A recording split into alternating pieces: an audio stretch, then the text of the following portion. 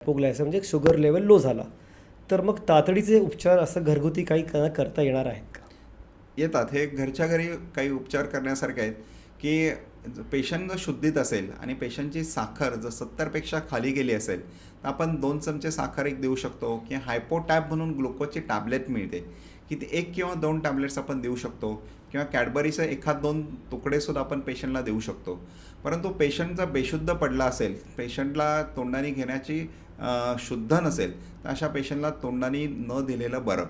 बऱ्याच वेळा तुम्ही जर त्या पेशंटला शुगरचं लिक्विड दिलं किंवा टॅबलेट पेशंटच्या तोंडामध्ये दिली, तर ती श्वासनलिकेत जाऊन पेशंटला गुंतागुंत किंवा श्वास गुदमरण्याची शक्यता असते.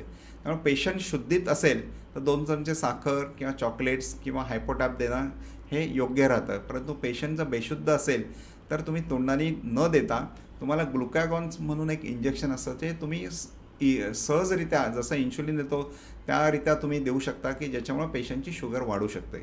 आणि हे देऊन सुद्धा जर पेशंट शुद्धीत नाही आला तर जवळच्या हॉस्पिटलमध्ये नेणं किंवा डॉक्टरांना बोलवून घरच्या घरी इंट्राव्हेनस ग्लुकोज देणं हे योग्य ठरतं.